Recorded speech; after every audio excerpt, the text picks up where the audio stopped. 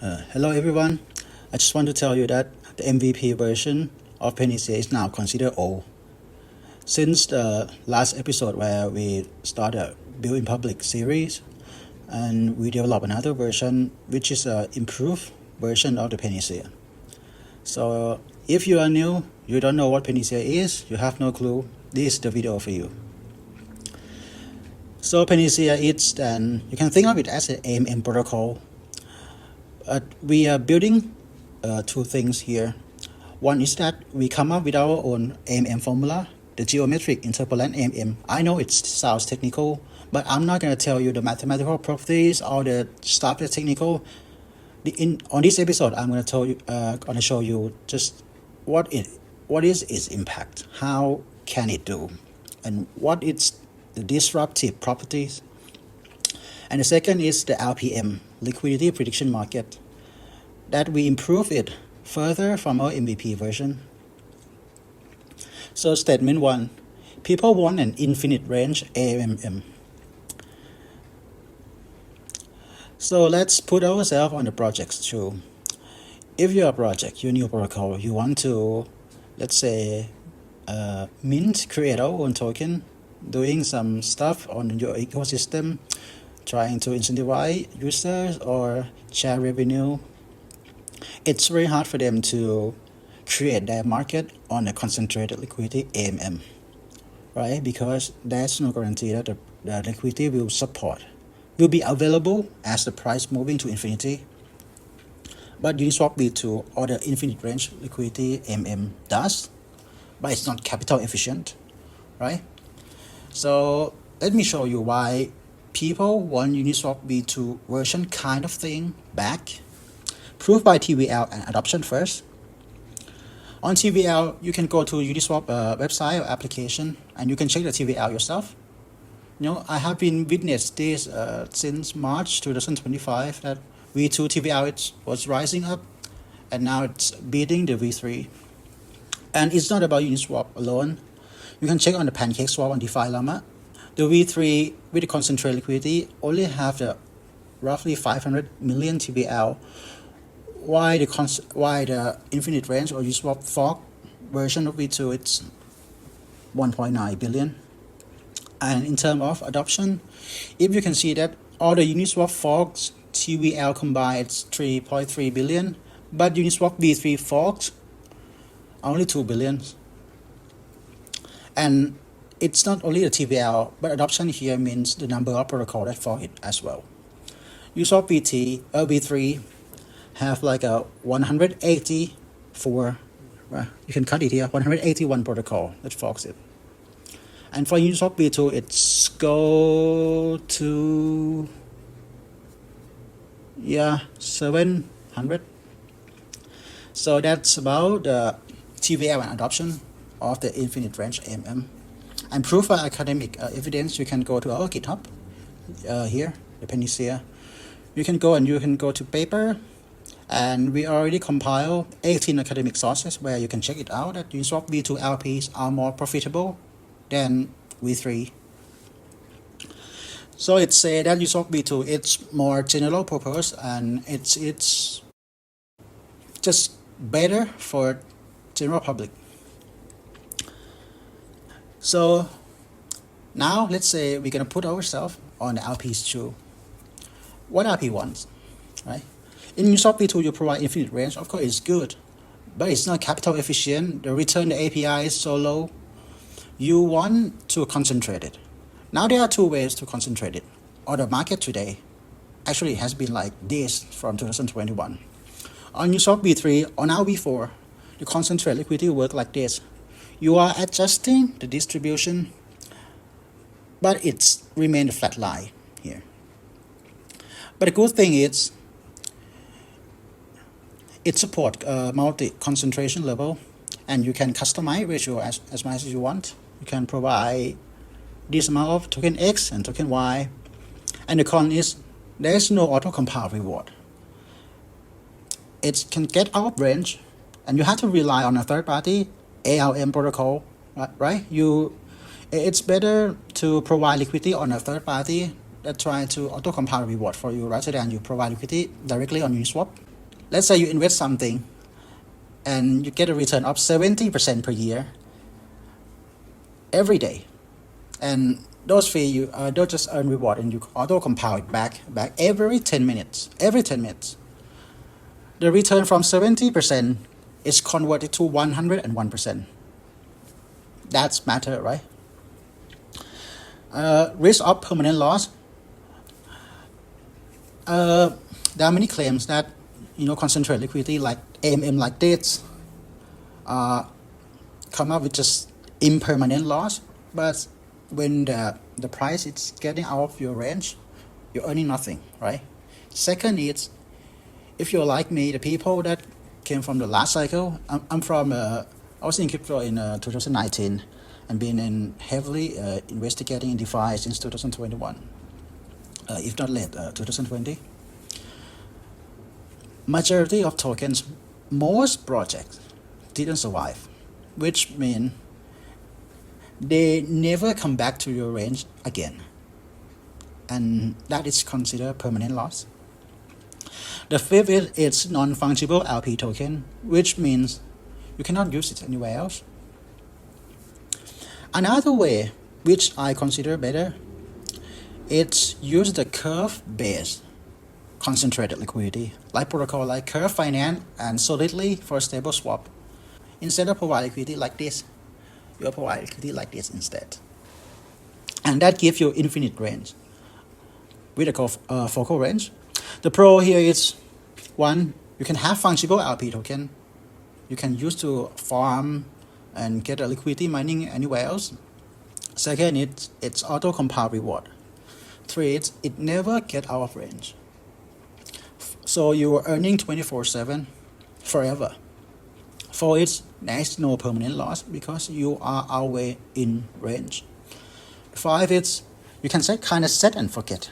Right? It's like a truly passive income generator. You just put it there. It produces income for you every time people swap infinitely, forever. But the cons here is that it can only support a single concentration level, which is for stablecoin. If you have other coin that is not pegged one-to-one, let's say I have BTC and USD, I want to concentrate it, I cannot use it. And it's only 50-50 ratio. And I don't think 50-50 ratio, it's the cons here. It's like a limitation, but it's good because if you provide 20-80 or 70-30, you will have a different risk to reward. You can have a statement that why don't we consider like adaptive curve, like a curve crypto swap or curve V2, because that change the risk reward model every time it moves. So we kind of focus on if you just set this leverage level, this concentration level, they will have this risk to reward profile forever.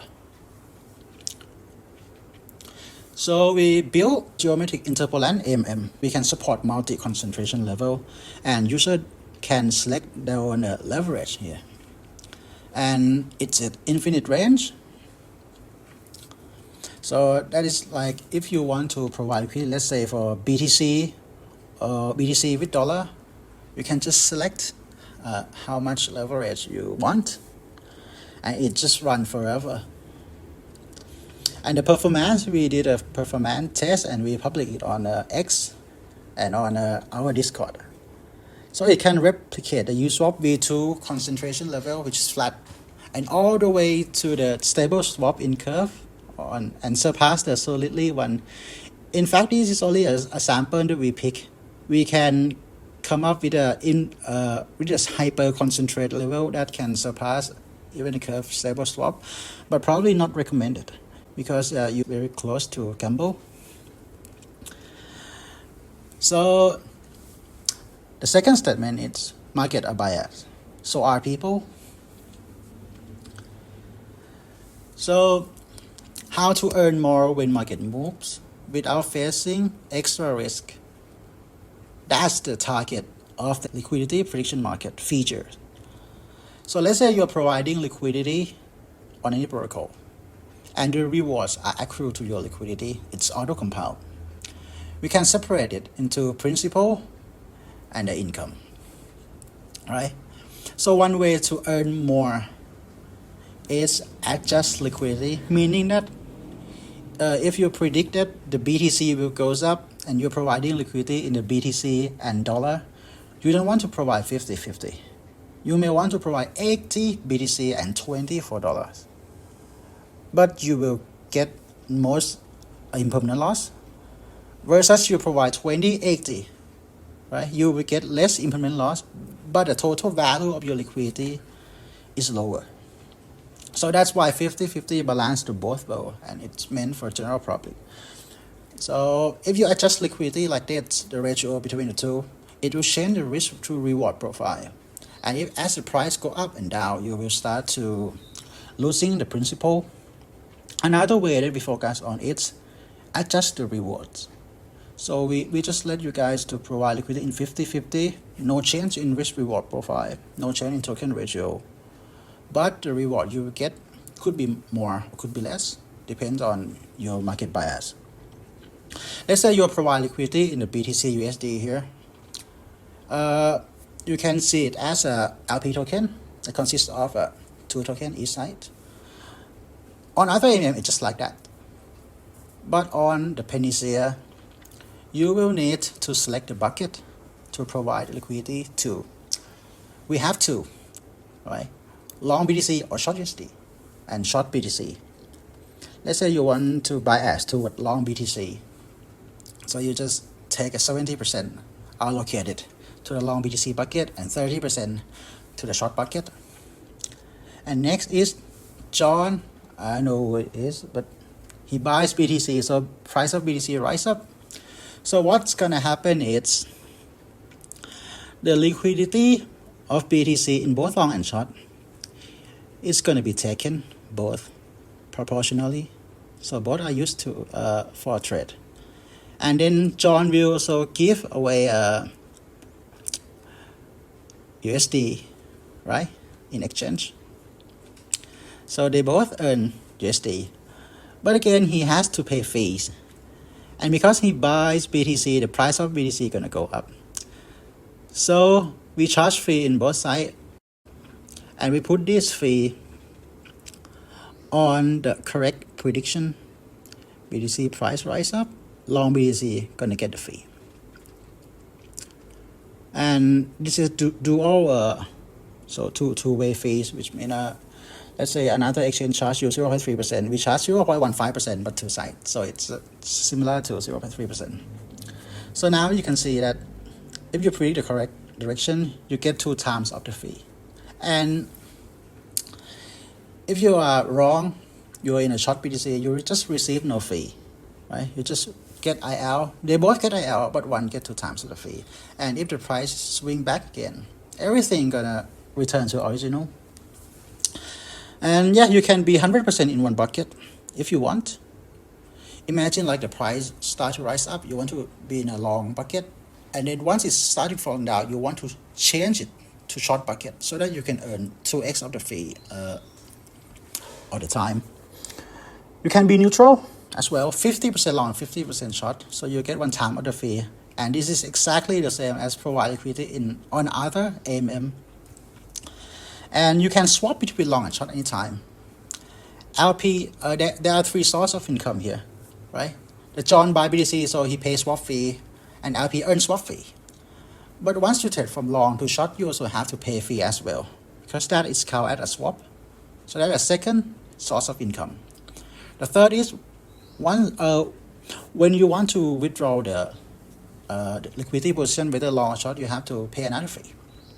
So there are 3 sources of income for LP, and all earnings is auto compound. Yeah, it seems like we have our own curve that user can adjust the leverage, and it runs infinitely. And the second is we have liquidity prediction market built in on the LP token. What about UX? Is it going to be bad? Is it going to be very difficult to use? No. Let's say I want to provide liquidity on the same pair, BTC USD. I just select the leverage.